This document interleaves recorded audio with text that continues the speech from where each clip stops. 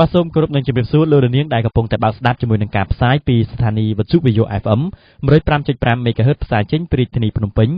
102.5 ខេត្តព្រះសីហនុ 88 FM ខេត្តបាត់ដំបងនិងផ្សាយបន្តផ្ទាល់88 FM ខេត្តសៀមរាបបាទនៅថ្ងៃនេះខ្ញុំបាទសាវិសាលដែលជាអ្នកដឹកនាំនៃកម្មវិធីព័ត៌មានរួមជាមួយនឹងសហការីរីករាយនឹងវិលមកជួបលោកនាងសាជាថ្មីនៅក្នុងកម្មវិធីព័ត៌មានរយៈពេល1ម៉ោងសម្រាប់ថ្ងៃសុក្រទី6ខែមីនាឆ្នាំ2015នេះមុននឹងជម្រាបជូនជាមួយនឹងព័ត៌មានពិស្ដាជាដំបូងនេះខ្ញុំបាទសូមជូនមេត្តាព័ត៌មានជាមុនសិនគណៈកម្មការទី7នៃរដ្ឋសភានឹងជួបរដ្ឋមន្ត្រី4រូបនៅក្នុងពេលតែមួយសាកសួរពីបញ្ហានៅភ្នំបូកគោលោកសខេងថារដ្ឋាភិបាលកម្ពុជាចាត់ទុកស្ត្រីជាឆ្អឹងខ្នងនៃសេដ្ឋកិច្ចនិងសង្គមជាតិអង្គភាពប្រឆាំងអំពើពុករលួយប្រជុំពិនិត្យលើរបាយការណ៍ស៊ើបអង្កេតករណីដោះលែងឪពុកម្ដាយលោកថោងសារ៉ាត់កូរ៉េខាងត្បូងកំពុងស៊ើបអង្កេតរឿងដែលជនវាយប្រហារអគ្គរដ្ឋទូតអាមេរិកប្រចាំប្រទេសរបស់ខ្លួនរបួសលើផ្ទៃមុខរបស់អគ្គរដ្ឋទូតអាមេរិកនៅកូរ៉េខាងត្បូងដេប្រមាណ80ធ្នេជប៉ុននិងចិននឹងបើកកិច្ចពិភាក្សាស្ដីពីសន្តិសុខនៅខែមីនានេះព័ត៌មានរហ័សច្បាស់លាស់មាននៅក្នុងវិទ្យុខ្មែរអន្តរជាតិ VO FM ព័ត៌មានជាតិបាទលោកនាងជាទីមេត្រីយើងមកផ្ដើមព័ត៌មានជាតិជាដំបូងនេះគឺនិយាយអំពីគណៈកម្មការទី7នៃរដ្ឋសភានិងជួបរដ្ឋមន្ត្រីចំនួន4រូបក្នុងពេលតែមួយដើម្បីសាកសួរអំពីបញ្ហានៅលើភ្នំបូកគោគណៈកម្មការអប់រំយុវជនកីឡាកិច្ចការសាសនាវប្បធម៌និងទេសចរដែលជាគណៈកម្មការទី7នៃរដ្ឋសភានឹងជួបពិភាក្សាជាមួយនឹងរដ្ឋមន្ត្រីក្រសួងសំខាន់ចំនួន4ក្នុងថ្ងៃតែមួយពលគឺថ្ងៃទី9ខែមីនាខាងមុខនេះនៅវិមានរដ្ឋសភាដើម្បីសាកសួរអំពីបញ្ហានៅលើភ្នំបូកគោដោយឡែកលោកសខេងរដ្ឋមន្ត្រីក្រសួងហាផ្ទៃបានថ្លែងថារដ្ឋាភិបាលកម្ពុជាបានយកចិត្តទុកដាក់ចំពោះទូនាទីរបស់ស្ត្រីក្នុងការរួមចំណែកអភិវឌ្ឍសេដ្ឋកិច្ចនិងសង្គមជាតិលោករដ្ឋមន្ត្រីរូបនេះបានបន្តថាស្ត្រីបានដើរតួយ៉ាងសំខាន់លើវិស័យសេដ្ឋកិច្ចនយោបាយនិងការធ្វើសេចក្តីសម្រេចចិត្តតាមរយៈការផ្តល់ឱកាសលើកទឹកចិត្តឲ្យស្ត្រីមានទូនាទីនិងមុខតំណែងនៅថ្នាក់ក្រោមជាតិរហូតដល់ថ្នាក់កំពូលយើងមកចាប់អារម្មណ៍អំពីអង្គភាពប្រឆាំងអំពើពុករលួយវិញគឺបើតាមសេចក្តីជូនដំណឹងនៃលទ្ធផលប្រជុំរបស់ក្រុមប្រឹក្សាប្រឆាំងអំពើពុករលួយកាលពីថ្ងៃទី4ខែមីនាកន្លងទៅនេះបានឲ្យដឹងថាកិច្ចប្រជុំនេះគឺបានត្រួតពិនិត្យទៅលើរបាយការណ៍ស៊ើបអង្កេតរបស់អង្គភាពប្រឆាំងអំពើពុករលួយដែលមានដូចជារបាយការណ៍វឌ្ឍនភាពនៃការស៊ើបអង្កេតភាពមិនប្រក្រតីនៃការដោះលែងឪពុកម្ដាយលោកថោងសារ៉ាត់របាយការណ៍លទ្ធផលនៃការឆែកបញ្ជីស្នាមចំណូលចំណាយរបស់ក្រុមហ៊ុនមានជ័យ International Investment Co Ltd របស់លោកថោងសារ៉ាត់របាយការណ៍ស៊ើបអង្កេតស្ដីពីការដោះលែងជនជាប់ចោទបទល្មើសគ្រឿងញៀនថាវថាវីរួមទាំងរបាយការណ៍មួយចំនួនទៀតទន្ទឹមនឹងនេះក្រុមប្រឹក្សាប្រឆាំងអំពើពុករលួយក៏បានទាញការចាប់អារម្មណ៍អំពីការផ្សព្វផ្សាយមួយចំនួនពិសេសគឺការផ្សព្វផ្សាយយ៉ាងឆាប់រហ័សពីបណ្ដាញសង្គម Facebook ដែលនិយាយមិនទទួលខុសត្រូវដែលនាំឲ្យសាធារណមតិយល់ខុសឬបង្កើតការសង្ស័យក្នុងសង្គមបានបង្កការលំបាកយ៉ាងច្រើនដល់ការបំពេញការងាររបស់អ្នកដទៃជាមួយគ្នានេះក្រុមប្រឹក្សាប្រឆាំងអំពើពុករលួយក៏បានជំរុញនិងលើកទឹកចិត្តដល់អង្គភាពប្រឆាំងអំពើពុករលួយឲ្យអំណត់ព្យាយាមខិតខំដោះស្រាយរាល់ករណីទាំងអស់នេះឲ្យបានល្អបំផុតព័ត៌មានឈានមុខវិទ្យុខ្មែរអន្តរជាតិ VO FM ដល់ឡែកប្រទេសកម្ពុជាត្រូវបានមន្ត្រីអង្គការសហប្រជាជាតិលើកឡើងថាជាប្រទេសនឹងចាប់ផុតពីប្រទេសអភិវឌ្ឍតិចតួចនៅមុនឆ្នាំ2020ដោយសារតែប្រទេសកម្ពុជាមានសន្តិភាពពេញលេញធ្វើឲ្យកំណើនសេដ្ឋកិច្ចមានការកើនឡើងនិងមានការរីកចម្រើនជឿនលឿនប៉ុន្តែយ៉ាងណាក៏ដោយប្រទេសកម្ពុជានៅជួបបញ្ហាប្រឈមមួយចំនួនទៀតដូចជាការដោះស្រាយបញ្ហាអត្រាអត់ការងារធ្វើនិងគម្លាតរវាងអ្នកមាននិងអ្នកក្ររីកាព័ត៌មាននេះដោយខួនសុភ័ក្រអ្នកខ្លោមើលបញ្ហាអភិវឌ្ឍសង្គមលោកកែមលីបានលើកឡើងថាមានសូចនាករជាច្រើនដែលមើលឃើញទស្សនវិជ្ជានៃការរីកចម្រើនរបស់ប្រទេសកម្ពុជាបើទោះបីជាប្រទេសកម្ពុជាអាចរួចផុតពីប្រទេសដែលស្ថិតនៅក្នុងស្ថានភាពក្រីក្រមកជាប្រទេសដែលមានប្រាក់ចំណូលមធ្យមទាបក៏ពិតមែនប៉ុន្តែស្ថានភាពនៃប្រទេសកម្ពុជានៅមានការលំបាកច្រើនលោកកែមលីអ្នកខ្លោមើលបញ្ហាអភិវឌ្ឍសង្គមបានលើកឡើងទៀតថាបញ្ហាដែលប្រទេសកម្ពុជាជួបការលំបាកច្រើននោះគឺអត្រាអត់ការងារធ្វើនិងគម្លាតរវាងអ្នកមាននិងអ្នកក្រលោកថាការរីកចម្រើនប្រទេសដែលស្រង់ចេញពីភាពក្រីក្រល្អគឺជាប្រទេសដែលចេញពីភាពក្រីក្រហើយមានគម្លាតរវាងអ្នកមាននិងអ្នកក្រតិចនិងមានអត្រាអត់ការងារធ្វើតិចដែលយើងអាចចាត់ទុកថាជាប្រទេសដែលងើបឡើងពីបញ្ហានៃភាពក្រីក្រល្អប្រសើរ លោកឧបនាយករដ្ឋមន្ត្រីប្រចាំការកិច្ចឈុនមានប្រសាសន៍នៅក្នុងកិច្ចប្រជុំគោលនយោបាយកម្រិតខ្ពស់តំបន់អាស៊ីនិងប៉ាស៊ីហ្វិកស្ដីអំពីការអនុវត្តផែនការសកម្មភាពអ៊ីស្តាំប៊ុលសម្រាប់ប្រទេសអភិវឌ្ឍន៍តិចតួចនៅខេត្តសៀមរាបកាលពីថ្ងៃពុធថាតាមការគណនាបឋមរបស់វិទ្យាស្ថានជាតិស្ថិតិនៃក្រសួងផែនការនៅក្នុងឆ្នាំ2014កន្លងទៅនេះប្រទេសកម្ពុជាសម្រេចបានកំណើនសេដ្ឋកិច្ចក្នុងរង្វង់ 7% ហើយនៅក្នុងឆ្នាំ2015នេះបានប៉ាត់ប្រមាណថាកំណើនសេដ្ឋកិច្ចនឹងស្ថិតនៅជុំវិញ 7% ទៀតកំណើនសេដ្ឋកិច្ចនេះកន្លងមកបានធ្វើឲ្យថយចុះគម្លាតរវាងអ្នកមាននិងអ្នកក្រលោកគិតឈុនឧបនាយករដ្ឋមន្ត្រីប្រចាំការបានលើកឡើងថាប្រទេសកម្ពុជាត្រូវបានគេវិតម្លៃថាជាប្រទេសទី4ក្នុងពិភពលោកដែលសម្រេចបានគោលដៅអភិវឌ្ឍសាសវត្សក្នុងការកាត់បន្ថយភាពក្រីក្រលឿនមុនការកំណត់ដោយថយចុះពី 53% នៅក្នុងឆ្នាំ2004មកនៅត្រឹមតែ 20.5% នៅឆ្នាំ2001និងមកក្រោម 18% នៅក្នុងឆ្នាំ2014អត្រានេះនឹងធ្លាក់ចុះប្រមាណជា 1% បន្ថែមទៀតនៅក្នុងមួយឆ្នាំដែលកត្តានេះហើយអាចធ្វើឲ្យប្រទេសកម្ពុជាចាកផុតពីប្រទេសអភិវឌ្ឍន៍តិចតួចក្នុងពេលឆាប់ៗខាងមុខនេះដោយឡែកអគ្គលេខាធិការរងអង្គការសហប្រជាជាតិលោកស្រីសាមសាតអាក់តាបានលើកឡើងថានៅក្នុងចំណោមប្រទេសដែលមានការអភិវឌ្ឍន៍តិចតួចចំនួន13នោះគឺប្រទេសចំនួន6បាននឹងកំពុងតែរីកចម្រើនក្នុងនោះប្រទេសកម្ពុជាជាប្រទេសមួយលេចធ្លោជាងគេនិងអាចចាកផុតពីប្រទេសអភិវឌ្ឍន៍តិចតួចមុនឆ្នាំ2020ទីប្រឹងនេះសារព័ត៌មានកម្ពុជា AKP បានស្រង់សម្ដីអគ្គលេខាធិការរងអង្គការសហប្រជាជាតិលោកនេះថាការដែលប្រទេសកម្ពុជាអាចចាកផុតពីប្រទេសអភិវឌ្ឍន៍តិចតួចបានឆាប់រហ័សគឺដោយសារតែប្រទេសកម្ពុជាមានសន្តិភាពពេញលេញធ្វើឲ្យកំណើនសេដ្ឋកិច្ចមានការកើនឡើងនិងមានការរីកចម្រើនលឿនលោកនាយករដ្ឋមន្ត្រីហ៊ុនសែនប្រមុខដឹកនាំរដ្ឋាភិបាលកម្ពុជាបានលើកឡើងថាចំពោះរឿងពិភពលោកមានអ្នកហ៊ាននិយាយនិងអ្នកមិនហ៊ាននិយាយដល់ឡែកចំពោះរឿង IC នាយករដ្ឋមន្ត្រីកម្ពុជាបានលើកឡើងថាមានតែលោកប៉ុណ្ណោះដែលហ៊ាននិយាយអំពីរឿងអូបាម៉ាវាយក្រុម IC នៅក្នុងកិច្ចប្រជុំកំពូលអាស៊ាននៅក្នុងទីក្រុងណៃពីដោប្រទេសមីយ៉ាន់ម៉ាកាលពីអំឡុងខែកុម្ភៈឆ្នាំ2015កន្លងទៅនេះលោកហ៊ុនសែនបានលើកឡើងថាក្នុងចំណោមមេដឹកនាំមកពីប្រទេសផ្សេងទៀតមានតែរូបលោកម្នាក់ទេដែលហ៊ាននិយាយជាមួយនឹងមេដឹកនាំកំពូលពិភពលោកបារ៉ាក់អូបាម៉ាប្រធានាធិបតីសហរដ្ឋអាមេរិកអំពីករណីលោកបាសាអាល់អាសាតនិងរឿងក្រុម IC ខ្ញុំយល់ដឹងដែរពិភពលោកមានអ្នកហ៊ាននិយាយនិងមានអ្នកអត់ហ៊ាននិយាយដែរលើការជាក់ស្ដែងអាស៊ាននៅណៃពីដោចាប់ប្រកាសមកហ៊ុនសែនទៅនិយាយហើយនិយាយជាមួយប្រធានាធិបតីអូបាម៉ាមកហ៊ុននេះឲ្យនិយាយហ៊ុននោះឲ្យនិយាយរៀននិយាយអត់និយាយបើអញ្ចឹងខ្ញុំនិយាយឲ្យរឿងវាយ IC ខ្ញុំនិយាយឲ្យបានពីមុនខ្ញុំថាឥឡូវអារម្មណ៍គិតមើលមកខាងវាយ IC មកខាងវាយអាសាតអញ្ចឹងវាកលិតវិជា1 ដក 1 ស្មើ 0សម្ដីនេះវាអត់មានណាហ៊ាននិយាយអាហ្នឹងខ្ញុំនិយាយមិនបានពីមុនដល់ខ្ញុំនិយាយជាមួយអូបាម៉ាខ្ញុំថាពេលរបបអាសាតវាយ IC និងសហរដ្ឋអាមេរិកព្រមទាំងសម្ព័ន្ធមិត្តវាយ IC វាជាធម្មជាតិវាជាសម្ព័ន្ធភាពទង្វើណាក៏ដោយដែលធ្វើឲ្យរបបអាសាតទន់ខ្សោយគឺនឹងធ្វើឲ្យ IC មានម្ដងមួយទៀតខ្ញុំត្រូវហ៊ាននិយាយការពិតហើយខ្ញុំសួរត្រង់ថាពេលនេះ IC និងអាសាតណាមួយណាគ្រោះថ្នាក់ជាងពេលនេះ IC និងអាសាតតើមួយណាអតិភិបជាង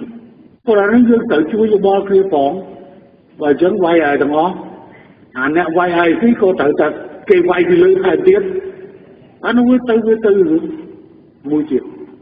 លោកនាយករដ្ឋមន្ត្រីហ៊ុនសែនមានប្រសាសន៍ដូចនេះនៅក្នុងសន្និសីទចក្ខុវិស័យកម្ពុជាឆ្នាំ2015កាលពីរសៀលថ្ងៃទី5ខែមីនានៅសន្តាគារសូវីតែភ្នំពេញ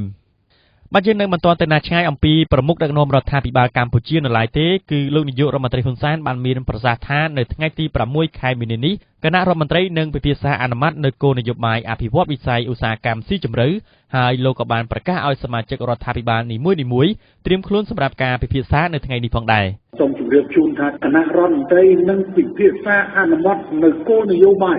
អំពីការអភិវឌ្ឍវិស័យឧស្សាហកម្មអញ្ចឹងសមាជិករដ្ឋាភិបាលនីមួយៗត្រៀមខ្លួនដើម្បីនឹងពិភាក្សានៅថ្ងៃស្អែកទៅទីជម្រៅលោកនាយករដ្ឋមន្ត្រីហ៊ុនសែនបានថ្លែងដូចនេះក៏នៅក្នុងសន្និសីទចក្ខុវិស័យកម្ពុជាឆ្នាំ2015កាលពីថ្ងៃម្សិលមិញដល់ឡែកដោយមើលឃើញថាប្រជាពលរដ្ឋនៅតំបន់បង្កក់មួយចំនួនរស់នៅលើដីរដ្ឋនិងមិនមានសិទ្ធិត្រឹមត្រូវលោកប៉ាសុជាតិវង្សអភិបាលរាជធានីភ្នំពេញបានសម្រេចផ្ដល់ជូននៅដី1ឡូសម្រាប់មួយគ្រួសារចំពោះបងប្អូនណាដែលមានចំនួនសមាជិកច្រើនឬស្ថានភាពលំបាកខ្លាំងហើយនឹងផ្ដល់ជូនបន្ថែមតាមលទ្ធភាពរបស់សាលារាជធានីភ្នំពេញការសម្រេចនេះគឺបន្ទាប់ពីលោកបានប្រជុំពិភាក្សាជាមួយនឹងប្រជាពលរដ្ឋបង្កក់ដែលនៅសល់ចំនួន12គ្រួសារក្នុងចំណោម22គ្រួសារដើម្បីបញ្ចប់បញ្ហានានានៅតំបន់នោះ នេះបើតាមការដឹងពីសំណាក់គេហទំព័ររាជធានីភ្នំពេញកាលពីល្ងាចថ្ងៃទី5ខែមីនាយ៉ាងណាក៏ដោយសម្រាប់គោលការណ៍នេះប្រជាពលរដ្ឋបង្កក់កំពុងយកទៅពិចារណាដើម្បីសម្រេចនៅសប្តាហ៍ក្រោយដោយមានជំនួបជាមួយនឹងលោកប៉ាសុជាតិវង្សម្ដងទៀតលោកអ្នកកំពុងស្ដាប់ការផ្សាយវិទ្យុខ្មែរអន្តរជាតិ VU FM ដល់ឡែកនៅថ្ងៃទី5ខែមីនាម្សិលមិញនេះអង្គការលីកាដូបានសម្ដែងការសោកស្ដាយយ៉ាងខ្លាំងនិងបានប្រកាសថានឹងមិនប្រារព្ធកម្មវិធីប្រចាំឆ្នាំរបស់ខ្លួននៅក្នុងពន្ធនាគារកម្ពុជាក្នុងឱកាសទិវាសិទ្ធិនារីអន្តរជាតិដែលតែងតែធ្វើជារៀងរាល់ឆ្នាំនៅថ្ងៃទី8ខែមីនានោះទេសម្រាប់បញ្ហាខកខានគឺដោយសារតែមានការរដ្ឋបិទរបស់រដ្ឋាភិបាលរាយការណ៍ព័ត៌មានបន្ថែមដោយជេនសូជីតាអង្គការលីកាដូបានសម្ដែងការសោកស្ដាយយ៉ាងខ្លាំងចំពោះការខកខានមិនបានប្រារព្ធកម្មវិធីសិទ្ធិនារីអន្តរជាតិនៅក្នុងពន្ធនាគារកម្ពុជានាឆ្នាំនេះដោយសារមានការរដ្ឋបិទរបស់រដ្ឋាភិបាលការសោកស្ដាយនេះបានធ្វើឡើងនៅក្នុងសេចក្តីថ្លែងការណ៍ចេញផ្សាយនៅថ្ងៃទី5ខែមិនិនាឆ្នាំ2015នេះនៅក្នុងសេចក្តីថ្លែងការណ៍បានឲ្យដឹងទៀតថាអស់រយៈពេល15ឆ្នាំមកហើយដែលអង្គការលីកាដូបានប្រារព្ធកម្មវិធីនៅក្នុងពន្ធនាគារកម្ពុជានាថ្ងៃទិវាសិទ្ធិនារីអន្តរជាតិដើម្បីផ្ដល់លើកញ្ចប់សម្ភារៈចាំបាច់បន្ថែមទៅអ្នកជាប់ពន្ធនាគារជាស្ត្រីឆ្មាំពន្ធនាគារជាស្ត្រីនិងកុមារជាច្រើនដែលរស់នៅជាមួយម្ដាយក្នុងពន្ធនាគារក្នុងរយៈពេល10ឆ្នាំចុងក្រោយនេះអង្គការលីកាដូបានរៀបចំកម្មវិធីសប្បាយៗពិសេសនៅក្នុងពន្ធនាគាររួមមានការថ្លែងសន្ទរកថាល្បែងកម្សាន្តការរាំរបាំប្រពៃណីនិងការសម្ដែងរបស់អ្នកជាប់ពន្ធនាគារផងដែរប៉ុន្តែការរដ្ឋបិទពីសំណាក់រដ្ឋាភិបាលលើសកម្មភាពអបអរសាទរទិវាសិទ្ធិនារីអន្តរជាតិនៅក្នុងពន្ធនាគារបានចាប់ផ្ដើមកើតមានឡើងតាំងពីឆ្នាំមុនហើយការរដ្ឋបិទចុងក្រោយបានរារាំងអង្គការលីកាដូពីការប្រារព្ធទិវាសិទ្ធិនារីអន្តរជាតិនៅក្នុងពន្ធនាគារការរដ្ឋបិទនាឆ្នាំនេះបានហាមឃាត់គ្រប់ទម្រង់នៃការកម្សាន្តឬព្រឹត្តិការណ៍កម្សាន្តទាំងឡាយដោយអនុញ្ញាតឲ្យអង្គការលីកាដូផ្ដល់ត្រឹមតែកញ្ចប់សម្ភារៈចាំបាច់ប៉ុណ្ណោះដោយមានការរដ្ឋបិទនាពេលបច្ចុប្បន្ននេះគឺមិនមានការធានាទេថាស្ត្រីទាំងអស់នោះនឹងអាចទទួលនៅកញ្ចប់សម្ភារៈទាំងនោះបានពេញលេញឬទទួលបានពេលវេលាចេញក្រៅបន្ទប់បន្ថែមនាថ្ងៃនោះអ្នកនាងនូសំអនអ្នកគ្រប់គ្រងគម្រោងពន្ធនាគារនៃអង្គការសម្ព័ន្ធខ្មែរជំរឿននិងការពារសិទ្ធិមនុស្សលីកាដូបានមានប្រសាសន៍ថាការកំណត់នៅលក្ខខណ្ឌទាំងនេះរាជរដ្ឋាភិបាលកំពុងដកហូតសិទ្ធិនៅក្នុងការចូលរួមប្រារព្ធទិវាសិទ្ធិនារីអន្តរជាតិរបស់អ្នកជាប់ពន្ធនាគារជាស្ត្រីអ្នកនាងបានបន្តទៀតថាការដកចេញកម្មវិធីនេះគឺត្រឹមតែធ្វើឲ្យភាគច្រើននៃស្ត្រីជាប់ពន្ធនាគារទាំងនោះដែលតែងតែនៅឯកានិងដាច់ឆ្ងាយរាល់ថ្ងៃកាន់តែឯកាទៅនិងដាច់ឆ្ងាយថែមទៀតពាក់ព័ន្ធទៅនឹងបញ្ហានេះលោកស្រីវិជ្ជបណ្ឌិតពងឈីវកេកប្រធានអង្គការលីកាដូបានមានប្រសាសន៍ថាយើងខ្ញុំសង្ឃឹមថាការរដ្ឋបិទទាំងនេះនឹងមិនក្លាយជាបទដ្ឋានហើយនាពេលអនាគតយើងខ្ញុំនឹងអាចបន្តធ្វើសកម្មភាពដ៏មានអត្ថន័យទាំងនេះនាថ្ងៃពិសេសៗនៅក្នុងពន្ធនាគារកម្ពុជាបានតទៅទៀតសូមបញ្ជាក់ថាទិវាសិទ្ធិនារីអន្តរជាតិត្រូវបានប្រារព្ធធ្វើឡើងទូទាំងពិភពលោកសម្រាប់សិទ្ធិសង្គមសេដ្ឋកិច្ចសិទ្ធិពលរដ្ឋនិងនយោបាយរបស់ស្ត្រីក៏ដូចជាដើម្បីពិភាក្សាអំពីបញ្ហាប្រឈមដែលកំពុងបន្តកើតមានទៅលើស្ត្រីនៅក្នុងប្រទេសកម្ពុជាស្ត្រីដែលជាប់ពន្ធនាគារនៅតែងាយរងគ្រោះខ្លាំងនិងមិនត្រូវបានគេអើពើហើយអង្គការលីកាដូបានរៀបចំកម្មវិធីនេះឡើងដើម្បីអបអរសាទរទិវានេះនិងធានាថាអ្នកជាប់ពន្ធនាគារជាស្ត្រីមិនស្ថិតនៅឯកាឬត្រូវគេបំភ្លេចចោលនោះទេដោយឡែកដើម្បីពង្រឹងការអនុវត្តច្បាប់លុបបំបាត់អាជីវកម្មរាយអនាធិបតេយ្យទូទាំងប្រទេសក្រសួងរាយនិងធម្មពលបានស្នើសុំការសហការពីកងកម្លាំងរាជអាវុធហត្ថស្ថាប័នតុលាការនិងអាជ្ញាធរដែនដីលោកមេងសាធិរារដ្ឋលេខាធិការក្រសួងរាយនិងធម្មពលនឹងជាអ្នកនាំពាក្យបានផ្ដល់បទសម្ភាសន៍ខណៈដែលកំពុងបំពេញបេសកកម្មនៅតំបន់ព្រៃមាសខេត្តមណ្ឌលគិរីក្នុងគោលបំណងត្រួតពិនិត្យនិងស្វែងយល់អំពីសកម្មភាពរាយអនាធិបតេយ្យថាការលុបបំបាត់អាជីវកម្មរាយអនាធិបតេយ្យគឺជាផែនការយុទ្ធសាស្ត្រធំសម្រាប់ក្រសួងរាយនិងធម្មពលនៅឆ្នាំ2015នេះបាទយើងនឹងវិលមកលម្អិតព័ត៌មាននេះនៅក្នុងនេតិហេតុការណ៍សំខាន់នៅពេលបន្តិចទៀតនេះដោយមានកិច្ចសម្ភាសន៍រវាងយ៉ាន់លីណាជាមួយនឹងលោកមេងសាធិរារដ្ឋលេខាធិការក្រសួងរាយនិងធម្មពលព័ត៌មានឈានមុខវិទ្យុខ្មែរអន្តរជាតិ VU FM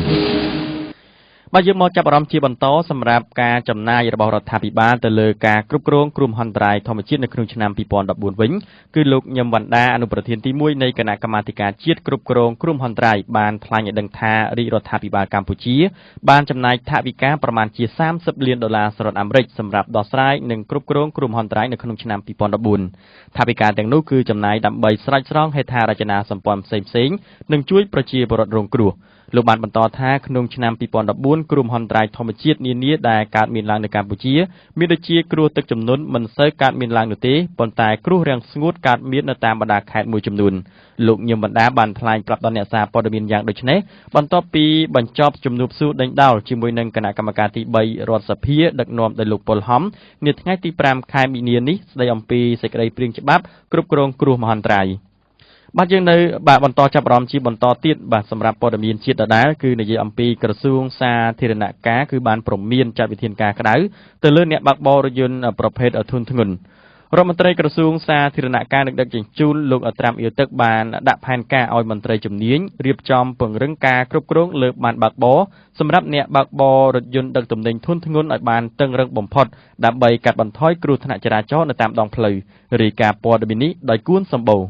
ចាប់ពីពេលនេះតទៅអ្នកបើកបរនិងម្ចាស់ក្រុមហ៊ុនដឹកជញ្ជូនទាំងអស់ត្រូវទទួលខុសត្រូវរួមគ្នាចំពោះមុខច្បាប់ចំពោះគ្រោះថ្នាក់ចរាចរណ៍ដែលបណ្ដាលឲ្យមនុស្សស្លាប់និងរងរបួសជាដើមនេះជាការបញ្ជាក់របស់លោកត្រាំងអ៊ីទឹករដ្ឋមន្ត្រីក្រសួងសាធារណការនិងដឹកជញ្ជូនបានថ្លែងក្នុងពិធីផ្សព្វផ្សាយច្បាប់ចរាចរណ៍ផ្លូវគោកថ្មីដល់គ្រូបង្គោលមកពីគ្រប់ខេត្តនិងរាជធានីនៅថ្ងៃទី4ខែមីនានៅទីស្នាក់ការក្រសួងលោកបានបន្តថាកន្លងមកការបើកបរប្រភេទរថយន្តធំៗទាំងនោះតែងតែបង្កឲ្យមានគ្រោះថ្នាក់ចរាចរណ៍កើតឡើងនៅតាមដងផ្លូវមានករណីជាច្រើនដោយសារតែគ្មានជំនាញនិងអាជ្ញាប័ណ្ណបើកបរលោកត្រាំងអ៊ីទឹកបានបន្តថាការប្រកាសរបស់លោកនៅពេលនេះគឺដើម្បីការអនុវត្តឲ្យស្របទៅតាមច្បាប់ចរាចរណ៍ផ្លូវគោកថ្មីដែលត្រូវបង្កើតឡើងក្នុងយុទ្ធនាការចោះត្រួតពិនិត្យប័ណ្ណបើកបរគ្រប់ប្រភេទទាំងលក្ខណៈបច្ចេកទេសយានយន្តនិងការដឹកជញ្ជូនលើសចំណុះជាដើមក្រៅពីនេះការពង្រឹងគ្រប់គ្រងសាលាបើកបរយានយន្តការប្រឡងយកអាជ្ញាប័ណ្ណបើកបរធ្វើឡើងតាមបច្ចេកទេសត្រឹមត្រូវហើយជៀសវាងដាច់ខាតការទិញប័ណ្ណបើកបរដែលជាទង្វើខុសច្បាប់គូបញ្ជាក់ថាបើតាមច្បាប់ចរាចរណ៍ផ្លូវគោកបានកំណត់ថាជនណាដែលបើកបរធ្វេសប្រហែសមិនប្រុងប្រយ័ត្នបណ្ដាលឲ្យមនុស្សស្លាប់និងរងរបួសពុនមែនបងសំណងហើយរួចខ្លួននោះទេគឺត្រូវផ្ដន្ទាទោសដាក់ពន្ធនាគារពី1ឆ្នាំទៅ3ឆ្នាំចំណែកនីតិបុគ្គលដែលជាម្ចាស់ក្រុមហ៊ុនអាជីវករវិញក៏ត្រូវទទួលខុសត្រូវផាកវិន័យពី10លានរៀលទៅ50លានរៀលផងដែរយ៉ាងណាក្តីបើតាមលោកត្រាំងអ៊ីទឹកក៏បានបញ្ជាក់ថាច្បាប់ចរាចរណ៍ផ្លូវគោកនេះនឹងត្រូវដាក់អនុវត្តនៅពាក់កណ្ដាលឆ្នាំ2015រួមជាមួយនឹងច្បាប់សវនកម្មផ្លូវថ្នល់ដើម្បីឲ្យវាមានភាពស៊ីគ្នាក្នុងការពង្រឹងសុវត្ថិភាពនៅតាមដងផ្លូវគូបញ្ជាក់ផងដែរថានៅឆ្នាំ2014កន្លងទៅនេះអ្នកស្លាប់ដោយគ្រោះថ្នាក់ចរាចរណ៍មានចំនួន2148នាក់បានកើនឡើង13%បើប្រៀបធៀបនឹងឆ្នាំ2013តើក្រុមហ៊ុនរបស់អ្នកកំពុងតែស្វែងរកសេវារក្សាទុកទិន្នន័យលើប្រព័ន្ធអ៊ីនធឺណិតឬតើលោកអ្នកចង់បានសេវាដែលមានគុណភាពខ្ពស់ស្តង់ដារអន្តរជាតិហើយនៅតែទទួលបានការគាំទ្រក្នុងស្រុកដ៏ល្អបំផុតដែរឬទេ EasyCom សូមធ្វើការបង្ហាញនូវសេវាកម្ម Ibis Cloud ថ្មីជាប្រព័ន្ធរក្សាទុកទិន្នន័យដំបូងបង្អស់នៅប្រទេសកម្ពុជាដែលផ្ដល់សេវាគាំទ្រក្នុងស្រុកសម្រាប់ព័ត៌មានបន្ថែមសូមចូលទៅកាន់ www.easycom.com.kh/ibiscloud EasyCom សេវាអ៊ីនធឺណិតលំដាប់ខ្ពស់នៅកម្ពុជាព័ត៌មានអន្តរជាតិបាទយើងមកចាប់អារម្មណ៍អំពីប្រទេសថៃវិញម្ដងគឺសមាជិកគណៈកម្មការរដ្ឋធម្មនុញ្ញថៃនឹងផ្អាកការធ្វើសកម្មភាពនយោបាយជាបណ្ដោះអាសន្ននៅពេលដែលកិច្ចការរបស់ពួកគេនៅមិនទាន់បញ្ចប់នេះគឺជាការបញ្ជាក់ពីសំណាក់កងទ័ពថៃនៅពេលកន្លងមកជាមួយគ្នានេះគណៈកម្មការមួយនេះក៏បានស្នើឲ្យសមាជិកដទៃទៀតនៃរបបយោធាត្រូវតែផ្អាកពីសកម្មភាពនយោបាយបណ្ដោះអាសន្នដូចគ្នានៅពេលដែលច្បាប់ស៊ីវិលត្រឡប់មកវិញរាយការណ៍ព័ត៌មានបន្ថែមដោយពេញភេងនាយករដ្ឋមន្ត្រីថៃលោកប្រយុទ្ធច័ន្ទអូចាបាននិយាយការពីថ្ងៃទី5ខែមីនាថាលោកសូមប្រឆាំងចំពោះសំណើរបស់គណៈកម្មការមួយដែលលោកបានបង្កើតស្នើឲ្យរូបលោកផ្ទាល់និងសមាជិកដទៃទៀតគួរតែផ្អាកពីឆាកនយោបាយជាបណ្ដោះអាសន្ននៅពេលដែលច្បាប់ស៊ីវិលគឺច្បាប់ប្រជាធិបតេយ្យបានត្រឡប់មកវិញគូបញ្ជាក់ថាបន្ទាប់ពីបានចូលកាន់តំណែងកាលពីខែឧសភាឆ្នាំមុនលោកនាយករដ្ឋមន្ត្រីថៃប្រយុទ្ធច័ន្ទអូចាបានបង្កើតគណៈកម្មការមួយចំនួនដើម្បីទទួលភារកិច្ចកែតម្រង់រាជាណាចក្រថៃក្រោយពេលដែលរាជាណាចក្រមួយនេះបានជួបបញ្ហាអស្ថិរភាពនយោបាយនិងមានការតវ៉ានៅតាមដងផ្លូវ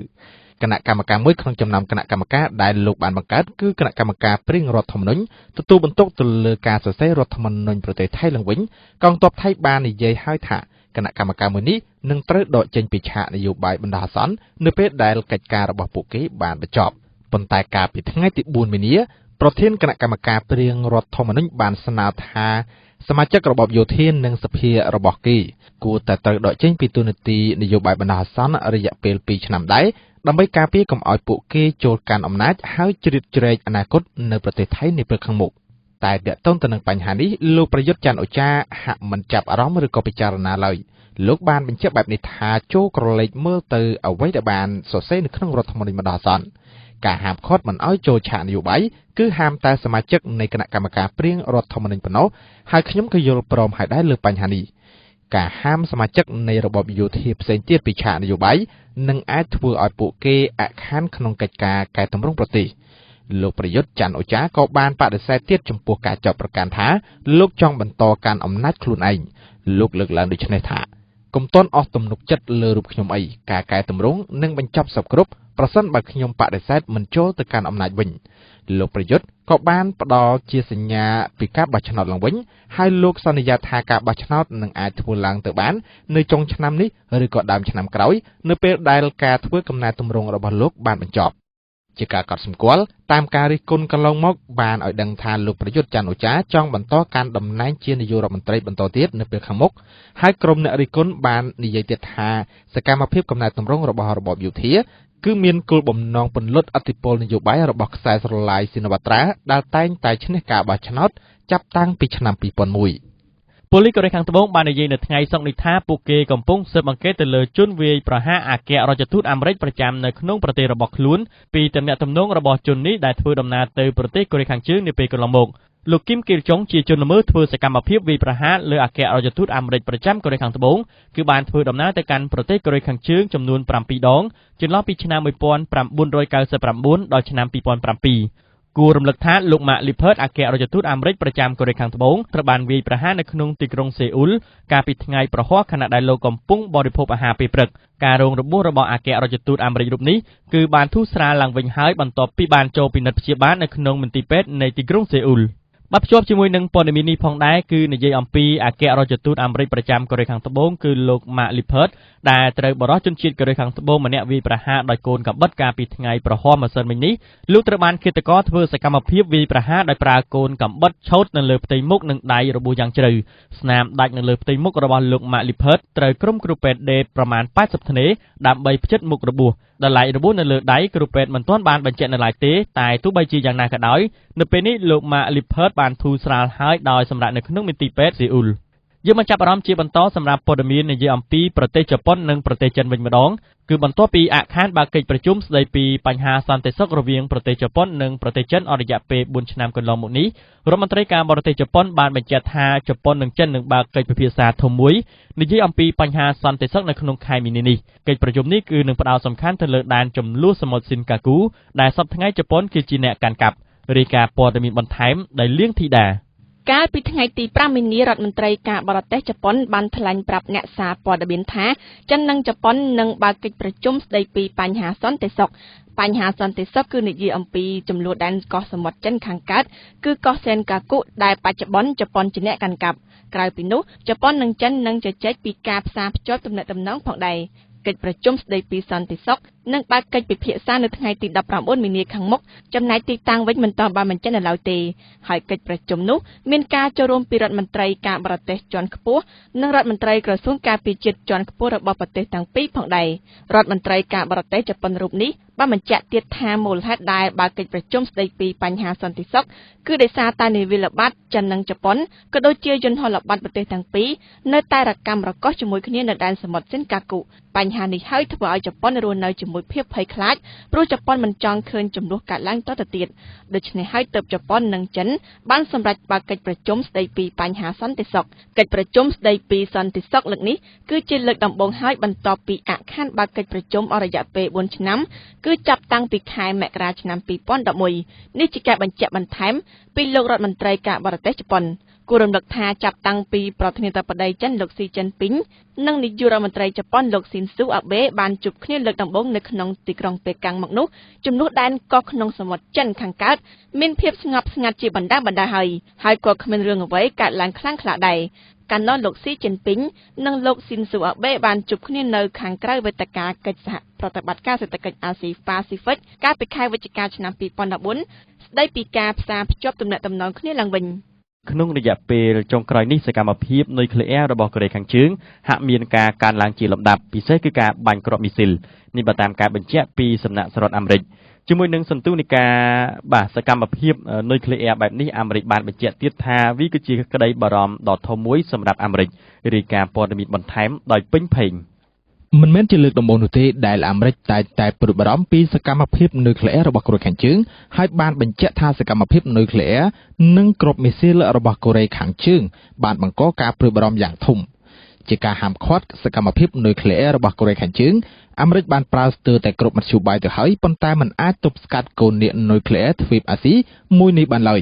ថ្មីនេះកូរ៉េខាងជើងក៏បានបាញ់គ្រាប់មីស៊ីលចំនួន2គ្រាប់បន្ថែមទៀតក្រោយពេលអាមេរិកនិងកូរ៉េខាងត្បូងបានចាប់ផ្ដើមធ្វើសម្ពាធយោធាប្រចាំឆ្នាំទ្រង់ទ្រាយធំជាមួយគ្នាការបាញ់មីស៊ីលនេះជាលទ្ធផលដែលកូរ៉េខាងត្បូងនិងអាមេរិកមិនព្រមស្ដាប់ការស្នើសុំរបស់កូរ៉េខាងជើងកុំឲ្យប្រទេសទាំងពីរអនុវត្តសកម្មភាពសម្ពាធនៃឆ្នាំ2015នេះតាមបេសកកម្មរបស់អាមេរិកនៅអង្គការអន្តរជាតិគឺទីភ្នាក់ងារថាមពលអាតូមិកអន្តរជាតិដែលជាអង្គការស្វែងរកសន្តិភាពនៃការប្រើប្រាស់ថាមពលនុយក្លេអ៊ែរមានទីស្នាក់ការនៅក្នុងទីក្រុងវីយ៉ែននៃប្រទេសអូទ្រីបានបញ្ជាក់ថាការចាប់ផ្ដើមជាថ្មីនៅរ៉េអាទ័រនុយក្លេអ៊ែររបស់កូរ៉េខាងជើងអាចបើកឱកាសឲ្យកូរ៉េខាងជើងផលិតសារធាតុផ្លុយតូនីញ៉ូមបន្ថែមសម្រាប់ការផលិតអាវុធនៅពេលដ៏ខ្លីខាងមុខនេះដោយឡែកអគ្គមេបញ្ជាការកងទ័ពអាមេរិកប្រចាំនៅតំបន់អាស៊ីប៉ាស៊ីហ្វិកបានឲ្យដឹងដែរថាអាមេរិកបានមើលឃើញកម្មវិធីនុយក្លេអ៊ែរសម្រាប់សកម្មភាពយោធារបស់កូរ៉េខាងជើងមានការកើនឡើងលោកបានបន្តទៀតថាការកើនឡើងនៅសកម្មភាពនិងភាពជាក់លាក់នៃមីស៊ីលរបស់កូរ៉េខាងជើងគឺជាការព្រួយបារម្ភយ៉ាងធំមួយហើយវាក៏ជាការគំរាមកំហែងទៅដល់ទឹកដីអាមេរិកផងដែរ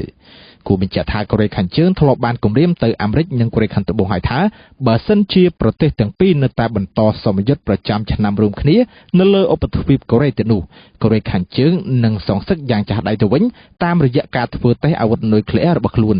កន្លងមកកូរ៉េខាងជើងក៏បានព្រមានមិនតិចដងនោះទេត្បិតមិនបានបញ្ជាក់ពីមីស៊ីលដែលអាចបាញ់ដល់ទឹកដីអាមេរិកក៏ដោយប៉ុន្តែធ្វើឲ្យអាមេរិកព្រឺសម្បុរមិនតិចនោះទេ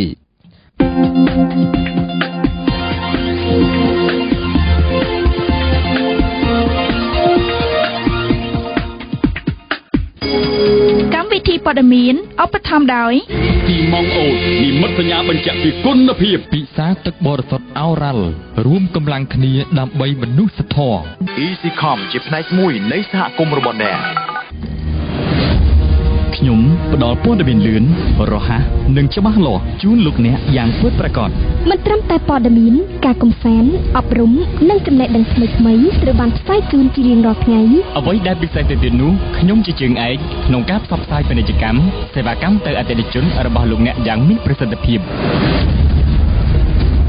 វត្តជូវីយ៉ូ FM ជាដៃគូផ្ដល់ព័ត៌មានកំសាន្តនិងដៃគូផ្សព្វផ្សាយពាណិជ្ជកម្មរបស់លោកអ្នកទំនាក់ទំនងផ្សាយតាមរយៈលេខ077 60 85 88 016 37 71 បាទអរគុណលោកអ្នកនាងនៅតែបន្តបើកស្ដាប់ជាមួយនឹងកម្មវិធីព័ត៌មានរបស់វិទ្យុវីយ៉ូបាទកម្មវិធីផ្សាយបន្តនោះគឺជានីតិហេតុការណ៍សំខាន់រៀបចំឡើងដោយយ៉ាលីណានិយាយអំពីក្រសួងរាយនឹងធម្មពលចាត់វិធានការលុបបំបាត់អាជីវកម្មរាយអនាធិបតេយ្យបន្តមកទៀតគឺជានីតិព្រឹត្តិការណ៍អន្តរជាតិរៀបចំឡើងដោយពេញភេង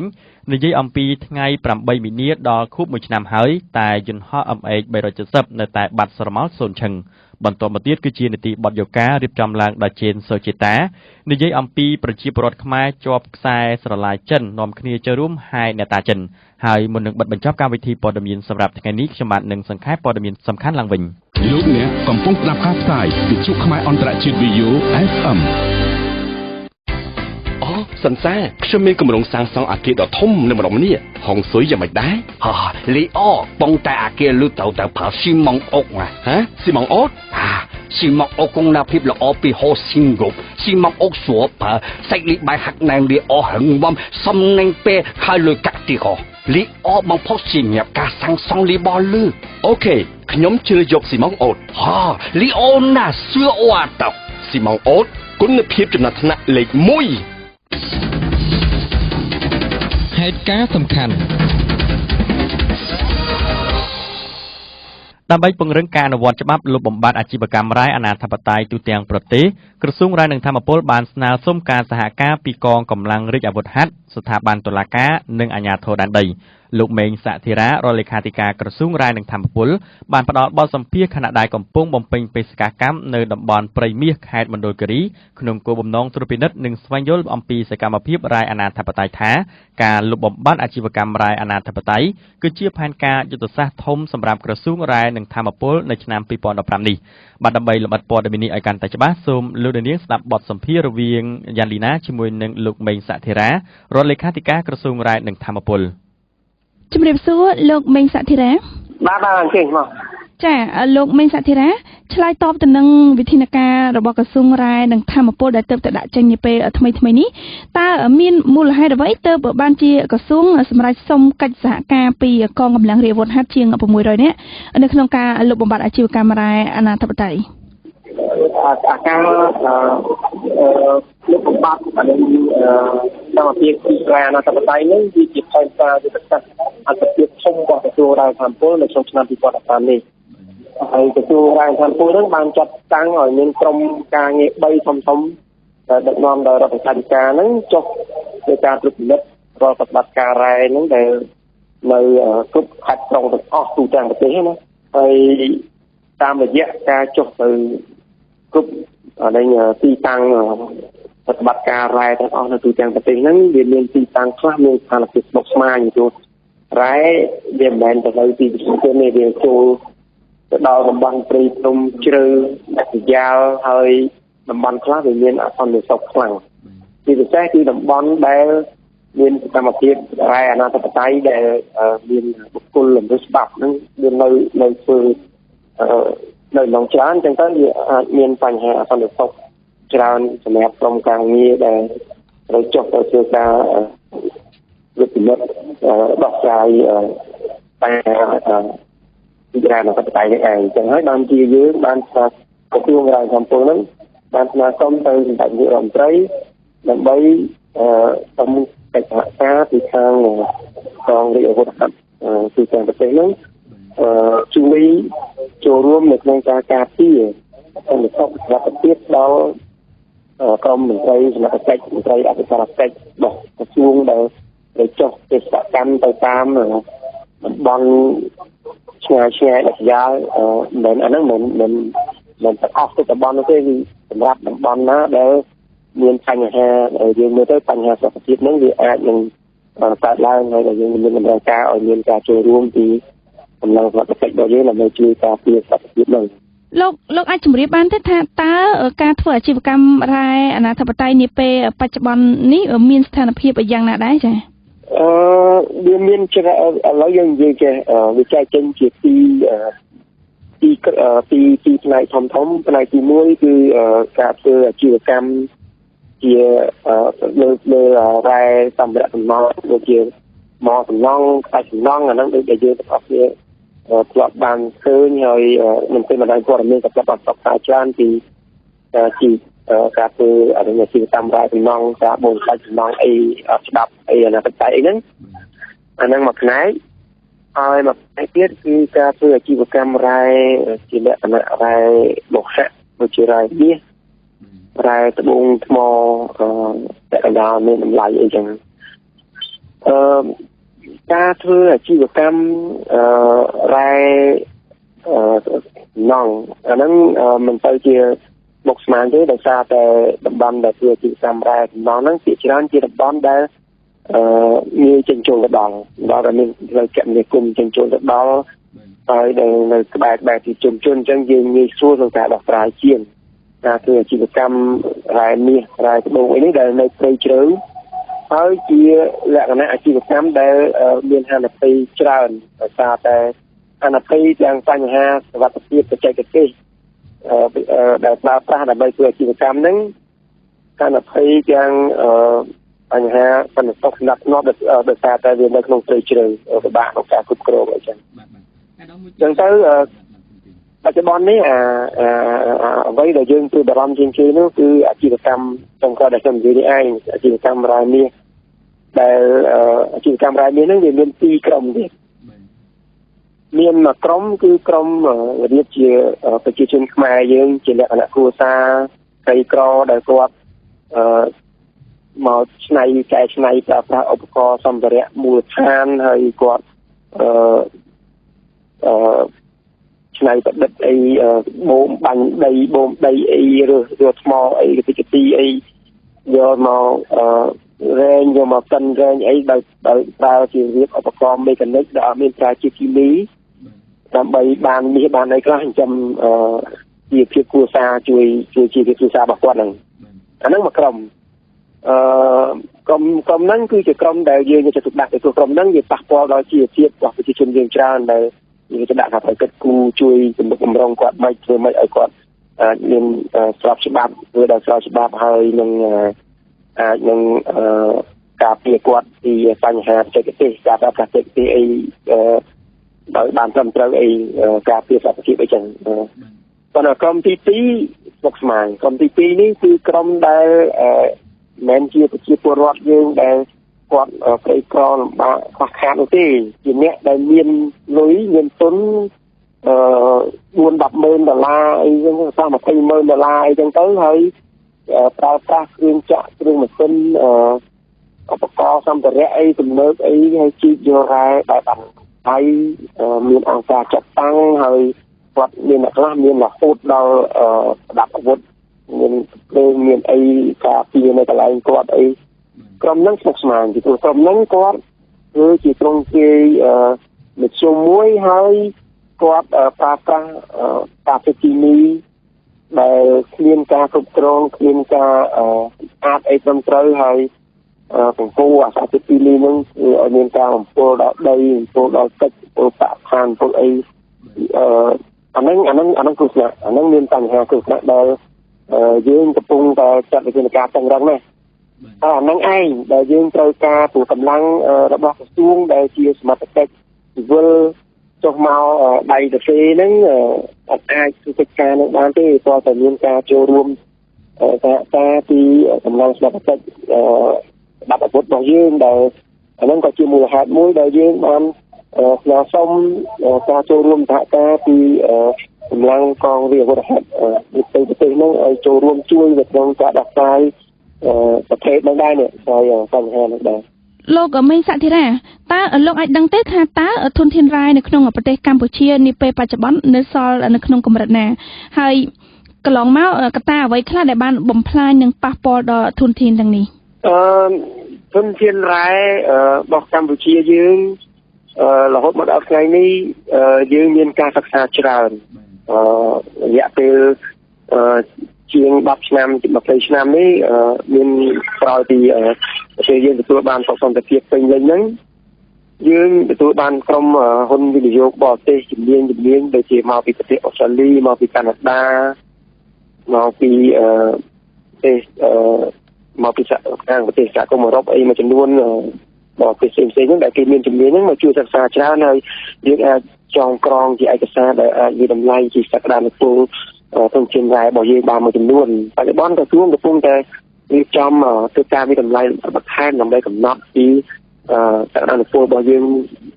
ជាលក្ខណៈសេដ្ឋកិច្ចហ្នឹងបែបម៉េចពីព្រោះកន្លងទៅយើងអាចមានតម្លៃបានគេហៅសក្តានុពលប្រកបសាស្ត្រមានន័យថាជាលក្ខណៈរ៉ែដែលនៅក្នុងដីហើយដោយមិនទាន់គិតពីបច្ចេកទេសនៃការយកហើយនឹងស្ថានភាពសេដ្ឋកិច្ចដែលអាចយកបាននឹងកម្រិតណាឥឡូវយើងត្រូវវាយតម្លៃថាក្នុងស្ថានភាពសេដ្ឋកិច្ចបច្ចុប្បន្នតើចេញជាតម្លៃសេដ្ឋកិច្ចហ្នឹងសក្តានុពលយើងមានប្រមាណអញ្ចឹងក្រសួងកំពុងតែធ្វើមិនទាន់មានតួលេខច្បាស់លាស់នៅឡើយប៉ុន្តែតាមរយៈដែលក្រុមការងារយើងខ្ញុំដែលចុះមកខេត្តពីខេត្តដំបងនេះខេត្តមណ្ឌលគិរីនិងខេត្តរតនគិរីនេះយើងបានពិនិត្យមើលទិន្នន័យដែលក្រុមហ៊ុន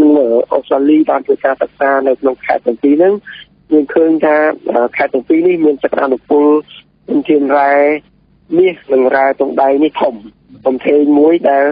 អាចនឹងឲ្យកម្ពុជាយើងនឹងបើកនៅឧស្សាហកម្មរ៉ែជាលក្ខណៈអន្តរជាតិមួយជាខ្នាតអន្តរជាតិមួយហើយខ្ញុំរំពឹងថាប្រសិនបើឧស្សាហកម្មរ៉ែនៅកម្ពុជានេះដើរឧស្សាហកម្មរ៉ែនឹងផ្ដើមចេញពីខេត្តរតនគិរីនិងមណ្ឌលគិរីនេះមុនគេផ្ដើមចេញពីខាងហ្នឹងទៅមុនគេដោយសារតែសក្តានុពលរ៉ែនៅកន្លែងនឹងធំចាសូមអរគុណលោកមេងសធិរាដែលបានផ្ដល់បទសម្ភាសន៍ដល់វិទ្យុ VOFM អរគុណបាទ បានលោកអ្នកទៅបានស្ដាប់នីតិហេតុការណ៍សំខាន់រៀបចំឡើងដោយយ៉ានលីណានិយាយអំពីក្រសួងរាយនឹងធម្មពលចាត់វិធានការលុបបំបាត់អាជីវកម្មរាយអនាធិបតេយ្យបើខ្ញុំដឹងខ្ញុំផ្សាយឲ្យអ្នកដឹងបើខ្ញុំយល់ខ្ញុំបញ្យល់ឲ្យអ្នកយល់ខ្ញុំគឺវិទ្យុខ្មែរអន្តរជាតិ VO FM អូសំសាខ្ញុំមានគម្រោងសាងសង់អគារដ៏ធំនៅម្ដុំនេះហុងស៊ុយយ៉ាងម៉េចដែរលីអូបងតែអគារលុត្រូវតែប្រើស៊ីម៉ង់អុកណាស៊ីម៉ង់អុកស៊ីម៉ង់អុកគង់ណាភាពល្អពីហូស៊ីងគប់ស៊ីម៉ង់អុកស្រួលប្រើសាច់លីបាយហាក់ណែនលីអូហឹងបំសំណេងពេលហើយលុយកាក់ទីកលីអូបងផុសជាញាប់ការសាងសង់លីបលឺអូខេខ្ញុំជឿយកស៊ីម៉ង់អុកលីអូណាសឿអូអាតស៊ីម៉ង់អុកគុណភាពចំណាត់ថ្នាក់លេខ1ព័ត៌មានឈានមុខវិទ្យុខ្មែរអន្តរជាតិ VO FM នីតិវិភាគព្រឹត្តិការណ៍អន្តរជាតិនៅក្នុងនីតិព្រឹត្តិការណ៍អន្តរជាតិនៅថ្ងៃនេះពេញភេកនឹងអន្តរាគមន៍តាក់ទងនឹងហេតុការណ៍បាត់យន្តហោះដឹកអ្នកដំណើរម៉ាឡេស៊ី MH370 ដែលមានរយៈពេលជិត1ឆ្នាំហើយយន្តហោះមួយគ្រឿងនេះគឺបានបាត់កាលពីថ្ងៃទី8ខែមីនាឆ្នាំ2014ក្រោយពេលហោះចាក់ចេញពីទីក្រុងកូឡាឡាំពូប្រទេសម៉ាឡេស៊ីឆ្ពោះទៅកាន់ទីក្រុងប៉េកាំងប្រទេសចិនតាមមកដល់ពេលនេះយន្តហោះមួយគ្រឿងនេះទៅជាយ៉ាងណាតើយុទ្ធនាការស្វែងរកកន្លងមកបានប្រព្រឹត្តទៅយ៉ាងដូចម្តេចខ្លះបាទជាបន្តសូមលោកនាងស្ដាប់បទអន្តរាគមន៍ពីពេញភេង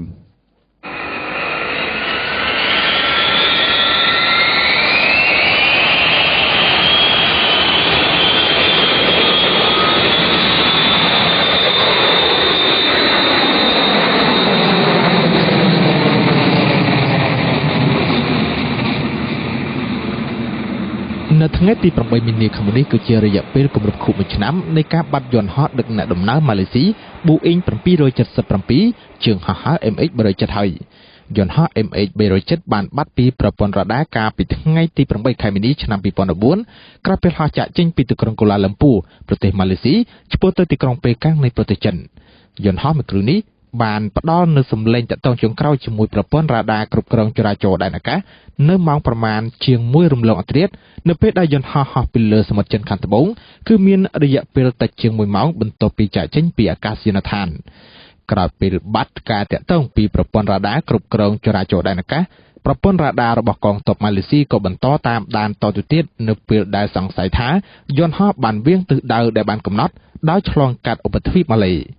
យន្តហោះមួយគ្រឿងនេះបានចាក់ចេញពីប្រព័ន្ធរ៉ាដារបស់កងទ័ពម៉ាឡេស៊ីនៅម៉ោងប្រមាណជាង2រំលងអធ្រាត្រខណៈហោះហើរនៅលើសមុទ្រអាដាមែន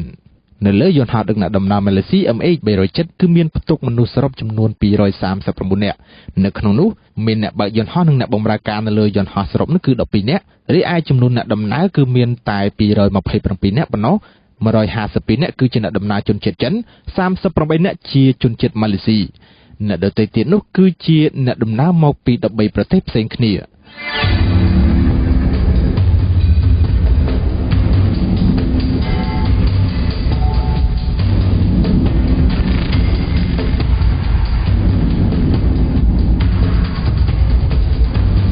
ន្តនការស្វែងរកវិញគឺបានចាប់ផ្ដើមភ្លាមៗដែរបន្ទាប់ពីយន្តហោះបានបាត់ពីប្រព័ន្ធរ៉ាដា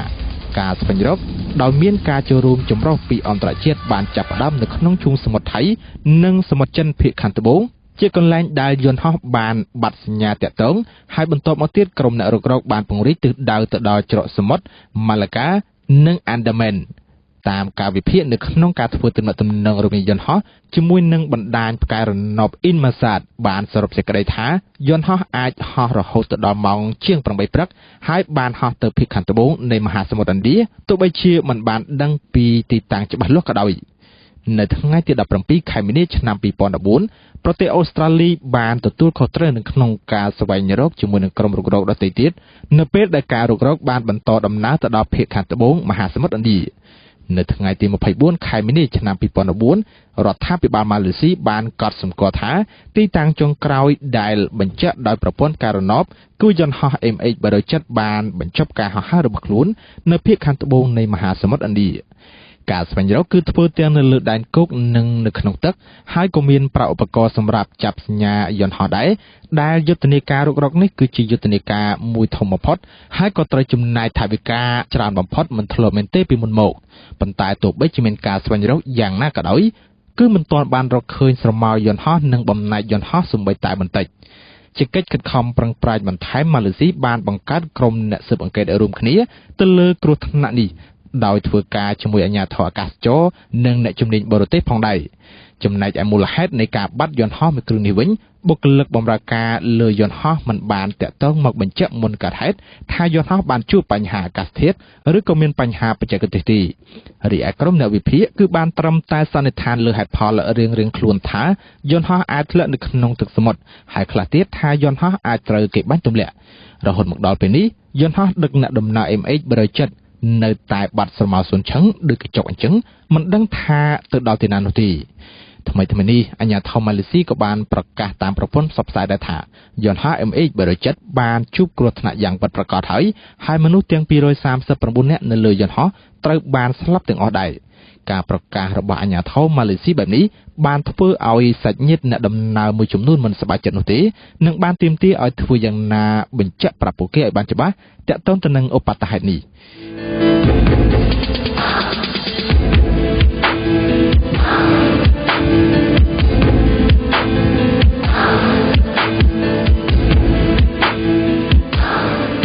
ពីសាច់ញាតិអ្នកដំណើរនៅលើយន្តហោះ MH370 គឺគ្រាន់តែទទួលបានព័ត៌មានតាំងពីដំបូងថា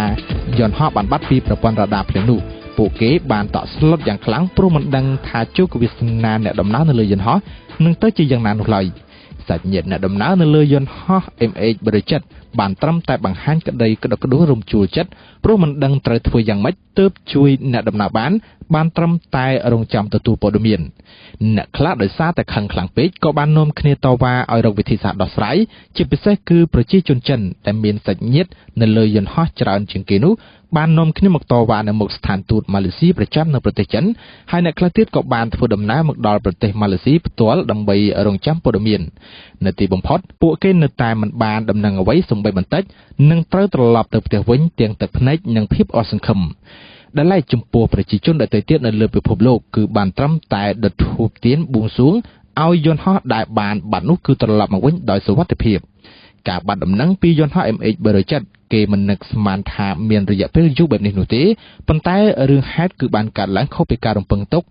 ដោយមហាសោកនាដកម្មនេះបានបង្កឲ្យមានការភ្ញាក់ផ្អើលយ៉ាងខ្លាំងដល់ប្រជាជនទូទាំងសកលលោកព្រោះថាវាជាហេតុការណ៍ធ្លាប់តែឃើញនៅក្នុងខ្សែភាពយន្តប៉ុន្តែពេលនេះវាបានកាត់ឡើងពិតប្រាកដគឺទៅលើយន្តហោះ MH370 របស់ក្រុមហ៊ុនអាកាសចរម៉ាឡេស៊ី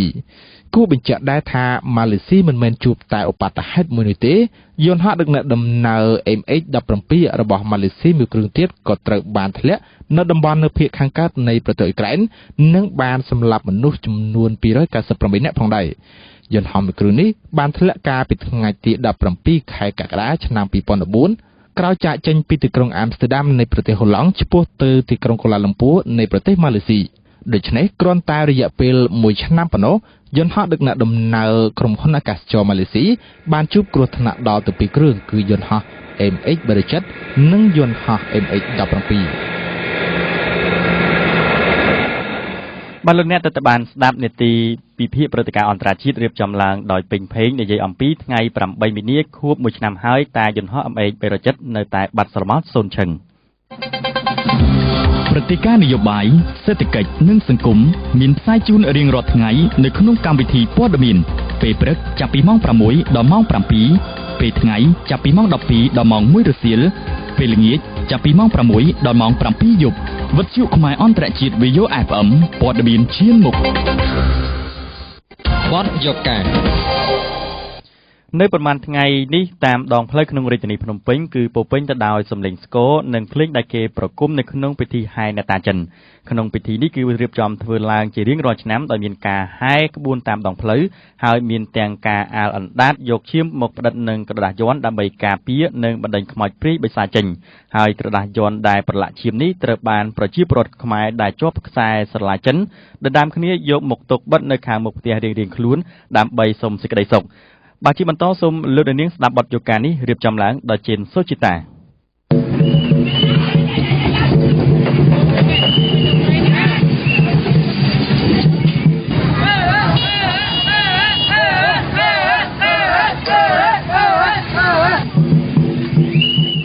នេះគឺជាសម្លេងនៃការហែអ្នកតាចិននៅតាមដងផ្លូវក្នុងរាជធានីភ្នំពេញពិធីហែអ្នកតាចិន គឺជាទំនៀមទម្លាប់ប្រពៃណីរបស់ចិនមួយដែលតែងតែប្រារព្ធធ្វើឡើងជារៀងរាល់ឆ្នាំដែលមានរយៈពេល2ថ្ងៃគឺធ្វើនៅថ្ងៃទី15កើតនិងថ្ងៃ1រោចពិធីបុណ្យនេះត្រូវបានប្រារព្ធធ្វើឡើងបន្ទាប់ពីពិធីបុណ្យចូលឆ្នាំចិនជាក់ស្ដែងសម្រាប់ឆ្នាំ2015នេះពិធីហែអ្នកតាចិនត្រូវបានប្រារព្ធធ្វើឡើងចំថ្ងៃទី4និងទី5ខែមិនិនានេះនៅតាមបណ្ដោយផ្លូវនីមួយៗក្នុងរាជធានីភ្នំពេញជាពិសេសនៅតាមម្ដុំផ្លូវផ្សារអូរិស័យនិងផ្សារធំថ្មីហើយកាន់តែច្រើនទៀតនោះគឺនៅម្ដុំតាខ្មៅនិងច្បារអំពៅគឺមានការហែក្បួនអ្នកតាចិនច្រើនជាងគេ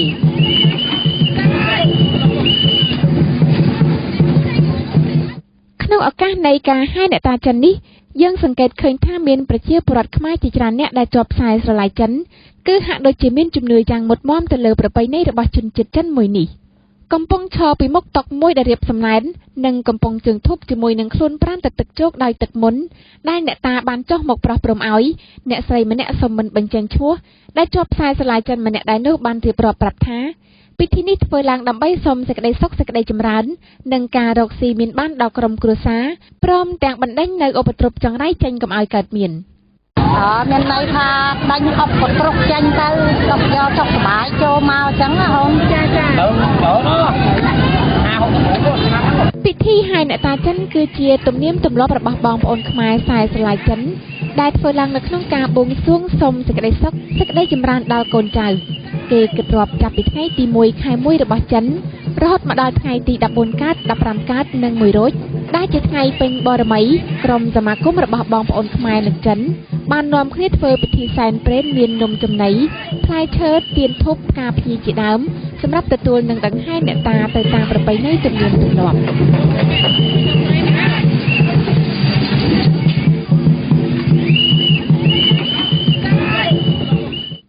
នៅលើរថយន្តដែលរៀបចំតុបតែងដែលមានចងភ្ជាប់នៅទង់ពណ៌លឿងដែលសរសេរអក្សរចិនព្រមជាមួយនឹងការបិទយ័ន្តផ្សេងៗនិងមានមនុស្សម្នាដែលស្លៀកសម្លៀកបំពាក់ចិនហើយមានមនុស្សម្នាក់ដែលតុបតែងខ្លួនខុសពីគេតំណាងឲ្យអ្នកតាចិននោះក្រោយពេលអ្នកតាចិនបានចូលរូបហើយគឺមនុស្សតំណាងនោះបានយកដាវមកអាអណ្ដាតខ្លួនឯងរួចហើយក៏បង្ហូរឈាមទាំងនោះផ្ដិតទៅជាមួយនឹងក្រដាសយ័ន្តសម្រាប់ក្រដាសយ័ន្តដែលមានប្រឡាក់ជាប់ជាមួយឈាមអ្នកតានោះគឺត្រូវបានគេនាំគ្នាដណ្ដើមយកមកបិទនៅមុខផ្ទះក្នុងគោលបំណងបណ្ដេញខ្មោចព្រាយបិសាចចេញពាក់ព័ន្ធទៅនឹងក្រដាសយ័ន្តនេះត្រូវបានអ្នកស្រីដដែលនោះបានឲ្យដឹងថាបាត់យ័ន្តនៅផ្ទះបាត់ការពៀកខ្មោចព្រាយបិសាចចេញចានេះតំណាងអីដែរក៏ឲ្យបើបែកក៏បាយបាល់ឲ្យអ្នកផ្លូវងឹតទេទួមិនខុសពីអ្នកស្រីខាងលើប៉ុន្មានទេក្នុងដៃកំពុងតែកាន់នៅក្រដាសយ័ន្តពណ៌លឿងដែលប្រឡាក់ដោយឈាមជាមួយនឹងអំបោះពណ៌ក្រហមស្ត្រីម្នាក់ដែលជាសមាជិកនៃសមាគមខ្មែរចិននៅក្នុងរាជធានីភ្នំពេញបានប្រាប់ឲ្យដឹងថាយ័ន្តនេះគឺគេយកទៅបិទនៅខ្លោងទ្វារផ្ទះដើម្បីជួយឲ្យរកស៊ីមានបាននិងបណ្ដេញព្រាយបិសាចដូចគ្នាយ័ន្តហ្នឹងគេយកមកបិទខ្លោងទ្វារផ្ទះហ្នឹងរកស៊ីមានបានឆ្នាំថ្មីគឺយើងរកស៊ីអីទៅមានអង្គជួយចូលមកអីអត់មានមកចូលស្ត្រីដដែលនេះបានឲ្យដឹងទៀតថាជារៀងរាល់ឆ្នាំគឺមានអ្នកតាចំនួន100នាក់ដែលត្រៀមចូលរូបហើយរូបនីមួយៗគឺមានការចូលសន្ធិដ្ឋរូបអ្នកតាផ្សេងពីគ្នាច្រើនគ្នារូបផ្សេងគ្នារូបថារូបផងផ្សេងទៅរូបក៏ដឹងថាជាលោកតាឯងចាស់ហើយចាស់តែអានដាតមានម៉ាអ្នកដែរ100នាក់គួរបញ្ជាក់ថាពិធីនេះគឺជាប្រពៃណីរបស់ជនជាតិចិនតែមិនមានបំណងអ្វីក្រៅពីការសុំសេចក្តីសុខសេចក្តីចម្រើននោះទេហើយការហែអ្នកតាត្រូវបានគេដាក់ដេញថ្លៃនៅចង្គៀងគោមឬកន្ត្រកដែលគេប្រសិទ្ធនាមថាជាវត្ថុស័ក្តិសិទ្ធិដែលផ្ដល់ដោយអ្នកតាដែលមានពរជ័យពាក្យស្លោកដែលគេមានជំនឿថាទទួលបានសេចក្តីសុខហើយអ្នកដែលទទួលបានគេយកទៅទុកក្នុងផ្ទះដែលអាចនាំមកនូវលាភសំណាងនិងជោគជ័យការដាក់ដេញថ្លៃវត្ថុស័ក្តិសិទ្ធិគឺមានតម្លៃខ្ទង់រាប់ពាន់ដុល្លារចំណែកថវិកាបានមកពីការដេញថ្លៃវត្ថុស័ក្តិសិទ្ធិនៅក្នុងពិធីហែអ្នកតាត្រូវបានគេយកទៅកសាងព្រះវិហារកសាងសាលារៀននិងចែកជូនដល់អ្នកក្រីក្រដោយមិនប្រកាន់ជាតិសាសន៍ពណ៌សម្បុរឡើយលោកអ្នកទៅបានស្ដាប់នាទីបទយូការៀបចំឡើងដោយជេនសុជីតានិយាយអំពីប្រជាពលរដ្ឋខ្មែរជាប់ខ្សែស្រឡាយចិននាំគ្នាចូលរួមហែអ្នកតាចិនវត្តមានរបស់ខ្ញុំដើម្បីមនុស្សគ្រប់គ្នាខ្ញុំតែមានវត្តមានក្នុងសកម្មភាពមនុស្សធម៌ខ្ញុំគឺទឹកពិសាគុណភាពអូរ៉ាល់ រ៉ាល់គឺជាទឹកពិសាដែលមានគុណភាពអោរ៉ាល់គឺជាជម្រើសដ៏ប្រសើរដើម្បីសុខភាពនិងអារម្មណ៍ស្រស់ថ្លារីករាយជាមួយអោរ៉ាល់គ្រប់វ័យគ្រប់ទីកន្លែងនិងគ្រប់ពេលវេលាពិសាទឹកបរិសុទ្ធអូរ៉ាល់រួមកម្លាំងគ្នាដើម្បីមនុស្សធម៌ដោយសារពេលវេលានៃកម្មវិធីព័ត៌មានរបស់វិទ្យុវិទ្យុបានខិតជិតមកដល់ទីបញ្ចប់មុននឹងបិទបញ្ចប់ខ្ញុំបាទសូមសង្ខេបព័ត៌មានសំខាន់ៗឡើងវិញគណៈកម្មការអប់រំយុវជនកីឡាកិច្ចការសាសនាវប្បធម៌និងទេសចរដែលជាគណៈកម្មការទី7នៃរដ្ឋសភានឹងជួបពិភាក្សាជាមួយនឹងរដ្ឋមន្ត្រីក្រសួងសំខាន់ៗចំនួន4ក្នុងថ្ងៃតែមួយពោលគឺថ្ងៃទី9ខែមីនាខាងមុខនេះនៅវិមានរដ្ឋសភាដើម្បីសាកសួរអំពីបញ្ហានៅលើភ្នំបូកគោយើងមកចាប់អារម្មណ៍អំពីអង្គភាពប្រឆាំងអំពើពុករលួយវិញគឺបើតាមសេចក្តីជូនដំណឹងនៃលទ្ធផលប្រជុំរបស់ក្រុមប្រឹក្សាប្រឆាំងអំពើពុករលួយកាលពីថ្ងៃទី4ខែមីនាកន្លងទៅនេះបានឲ្យដឹងថាកិច្ចប្រជុំនេះគឺបានត្រួតពិនិត្យទៅលើរបាយការណ៍ស៊ើបអង្កេតរបស់អង្គភាពប្រឆាំងអំពើពុករលួយដែលមានដូចជារបាយការណ៍វឌ្ឍនភាពនៃការស៊ើបអង្កេតភាពមិនប្រក្រតីនៃការដោះលែងឪពុកម្ដាយលោកថោងសារ៉ាត់របាយការណ៍លទ្ធផលនៃការឆែកបញ្ជីស្នាមចំណូលចំណាយរបស់ក្រុមហ៊ុនមានជ័យ International Investment Co Ltd របស់លោកថោងសារ៉ាត់របាយការណ៍ស៊ើបអង្កេតស្តីពីការដោះលែងជនជាប់ចោទបទល្មើសគ្រឿងញៀនថាវថាវីរួមទាំងរបាយការណ៍មួយចំនួនទៀតទន្ទឹមនឹងនេះក្រុមប្រឹក្សាប្រឆាំងអំពើពុករលួយក៏បានទាញការចាប់អារម្មណ៍អំពីការផ្សព្វផ្សាយមួយចំនួនពិសេសគឺការផ្សព្វផ្សាយយ៉ាងឆាប់រហ័សពីបណ្ដាញសង្គម Facebook ដែលនិយាយមិនទទួលខុសត្រូវដែលនាំឲ្យសាធារណមតិយល់ខុសឬបង្កើតការសង្ស័យក្នុងសង្គមបានបង្កការលំបាកយ៉ាងច្រើនដល់ការបំពេញការងាររបស់អ្នកដទៃជាមួយគ្នានេះក្រុមប្រឹក្សាប្រឆាំងអំពើពុករលួយក៏បានជំរុញនិងលើកទឹកចិត្តដល់អង្គភាពប្រឆាំងអំពើពុករលួយឲ្យអំណត់ព្យាយាមខិតខំដោះស្រាយរាល់ករណីទាំងអស់នេះឲ្យបានល្អបំផុត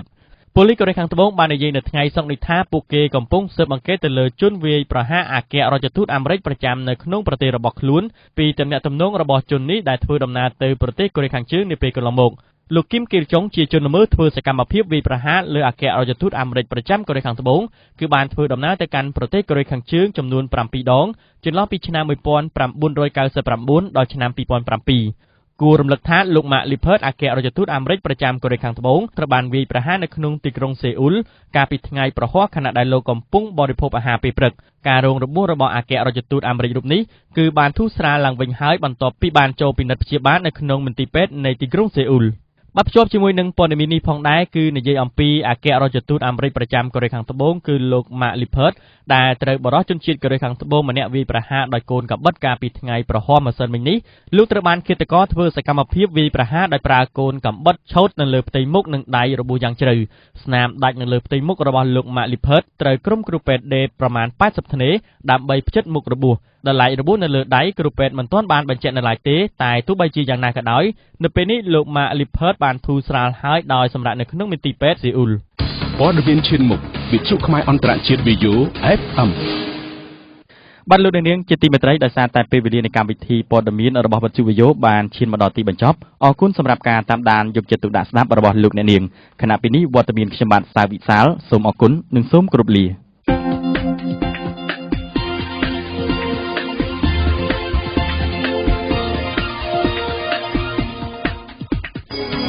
កម្មវិធីព័ត៌មានឧបត្ថម្ភដោយពីម៉ងអូតនិមិត្តសញ្ញាបញ្ជាក់ពីគុណភាពពិសាទឹកបរិសុទ្ធអូរ៉ាល់រួមកម្លាំងគ្នាដើម្បីមនុស្សធម៌ EasyCom ជាផ្នែកមួយនៃសហគមន៍របស់អ្នក